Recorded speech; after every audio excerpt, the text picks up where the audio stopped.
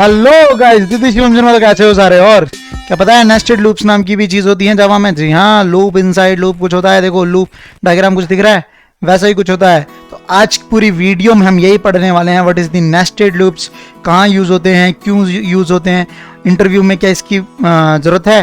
जी हाँ, अगर कहीं इंटरव्यू देने जा रहे हो या ऑफकोर्स कोडिंग सीखने के बाद इंटरव्यू तो दोगे ही, तो वहाँ पे कितना परसेंटेज इसका पूछा जाता है। ठीक है, तो इस वीडियो का क्या फ्लो रहने वाला है ये मैं आपको बता दूं। तो हम थोड़ी सी थ्योरी जानेंगे, थोड़ी सी, फिर प्रैक्टिकल और एक्सरसाइज पे हम बहुत काम करने वाले हैं।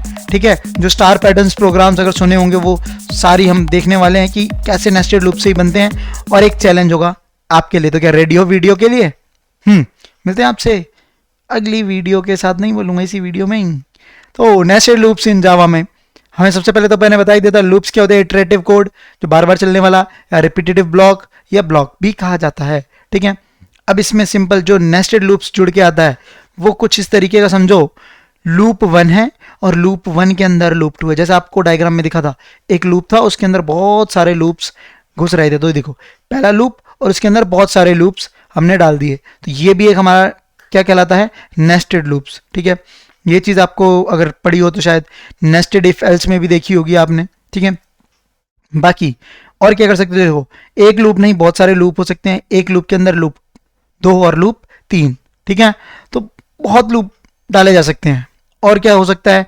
एक और एग्जांपल लूंगा, जैसे लूप 2 के अंदर लूप 3 डाला। देखो लूप 1 के अंदर लूप 2 है और लूप 2 के अंदर लूप 3, तो इसको भी क्या कौन सी कैटेगरी में डालते हैं हम?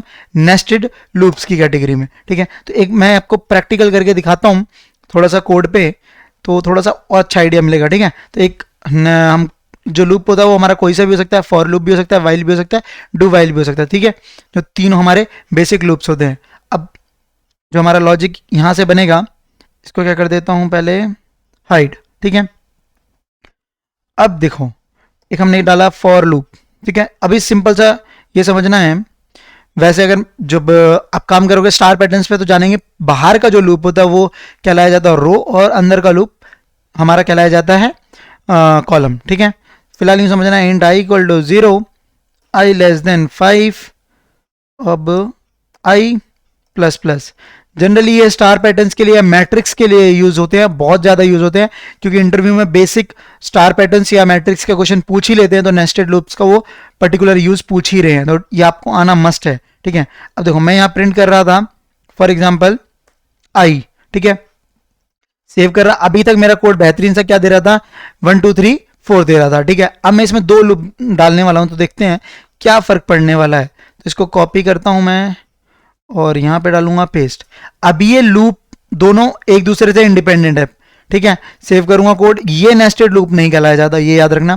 तो देखो ये 1 2 3 4 अलग चलेगा और वो 0 1 2 3 4 अलग चला। ठीक है, और ये 0 1 2 3 4 अलग चला। ठीक है, क्या ये चीज़ है? देखो ध्यान से दिखाता हूं मैं आपको, सी, तो 2 अलग अलग आउटपुट है, पहले वाले लूप का और दूसरे वाले लूप का।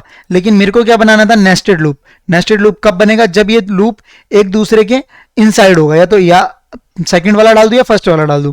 मैं क्या करता हूं, इस लूप को अंदर रखता हूं। अब देखो जरा कि क्या होगा। तो अभी तक हमारे को कितनी वैल्यू आ रही थी? 0 से 4 और 0 से 4, 8 वैल्यू आ रही थी। लेकिन इस बार कुछ अलग आएगा, और इसको करते हैं दोबारा से जे कर देते हैं। ठीक है, क्योंकि सेम वेरिएबल हो जाएगा डिक्लेयर, तो सेम वेरिएबल डिक्लेयर दोबारा नहीं होता प्रोग्रामिंग में, ये याद रखना। अब मैंने क्या कर दिया है, ध्यान से देख पा रहे हो, 2 लूप लिए हैं, ये फर्स्ट लूप है और ये सेकंड लूप है। ठीक है, अब मैं सेव करता हूं कोड को, रन करता हूं। इस बार देखो क्या आने वाला है, ध्यान से देखना। इसको जरा बड़ा कर देता हूं। सी, देखो 2 2 2 3 3 3 4 4 4 बहुत कुछ भर जाएगा, समझ नहीं आएगा। ठीक है, देखो 0 0 0 0 0 1 1 1 1 1 और नीचे 2 2 2, फिर आगे आ रहा होगा 3 3 3। तो ये चीजें हमारी, इनको हम समझने की कोशिश करेंगे। ठीक है, अब समझने की तब कोशिश करेंगे जब पढ़ पाएंगे। तो सबसे पहले क्या करते हैं, प्रिंट एलन काट दो यहाँ से और प्रिंट एलन काट दो। तो प्रिंट, क्योंकि जब पढ़ पाओगे कोड को तभी तो आप समझ पाओगे। अब देखो ध्यान से, 0 0 0 0 1 1 1 1 2 2 2 2 3 3 3 4 4 4। लेकिन अगर ध्यान से काउंट करोगे तो 0 कितने हैं, ये काउंट करता हूं मैं।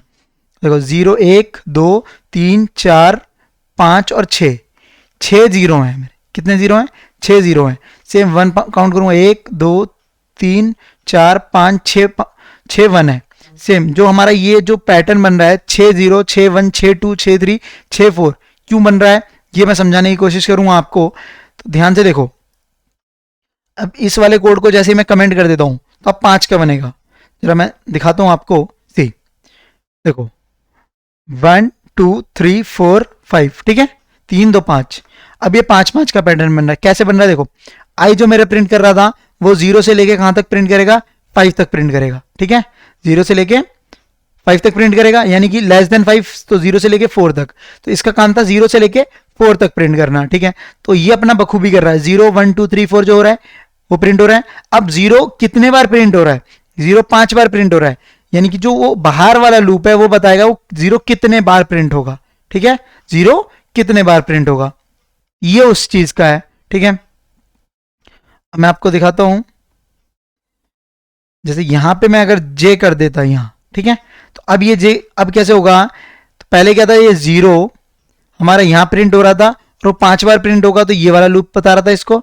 अब मैंने जब जे प्रिंट किया तब देखना थोड़ा सा आउटपुट अलग आएगा। इस बार 0 1 2 3 4 का पैटर्न बनेगा और वो बनना, देखो 0 1 2 3 4 0 1 2 3 4 0 1 2 3 4, ये कुछ पैटर्न बनना है। यानी कि जो 0 से लेके 4 तक वैल्यू कितने बार प्रिंट होगी वो ऊपर वाला बता रहा है। और पिछली बार क्या था, 0 कितने बार प्रिंट होगा, तो ऊपर से 0 आ गया था आई में और नीचे वाला प्रिंट हो रहा था।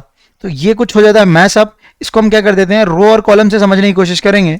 तो इंट इसको देता हूं रो नाम, ठीक है, रो मतलब वो वाला रो, कौन सा वाला, जो हमारे ऐसे रोज आती हैं, ठीक है, horizontal columns, sorry horizontal lines. अब इसमें क्या करते हैं, जे लेते हैं मैं कॉलम्स में, ठीक है, जे को मान लो कॉलम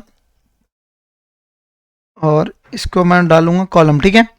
अब मैं क्या कर रहा हूं, यहां पर मैं दोनों वैल्यूज को प्रिंट करवाऊंगा, देखते जाना।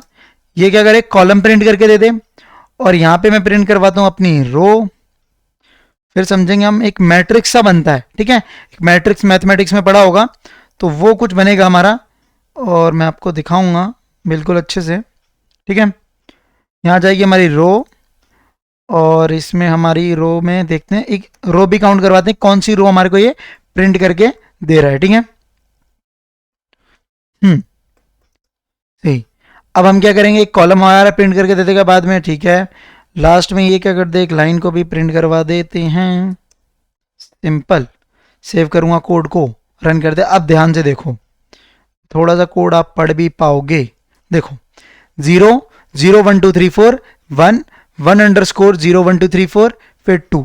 अब ये क्या हो रहा है, ठीक है, 0 1 2 4 दे रहा है, 0 1 2 3 4 भी दे रहा है।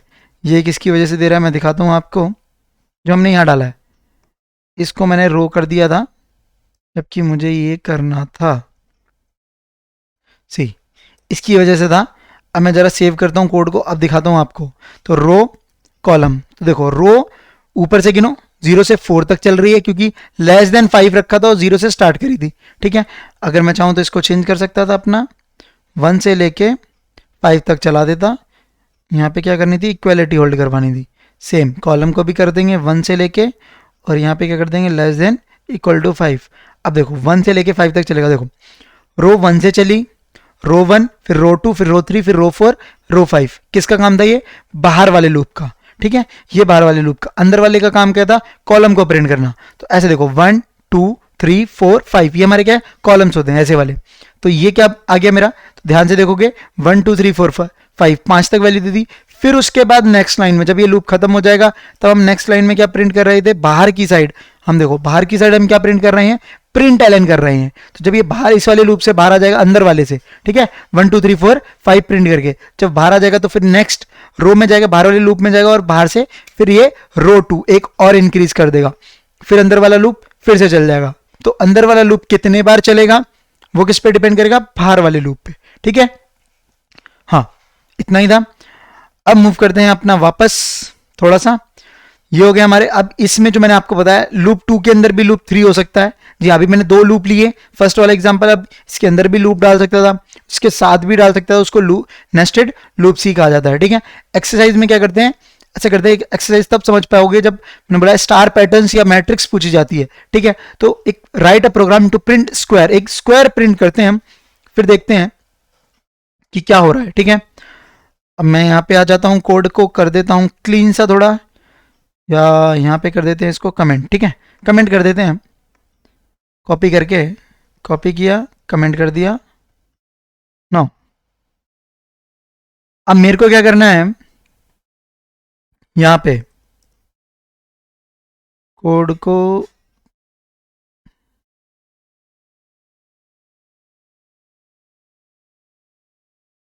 सी, रो और कॉलम में मैंने बोला स्टार पैटर्न्स प्रिंट करवाता हूं मैं, और हमने क्या प्रिंट करवाना है, स्क्वायर।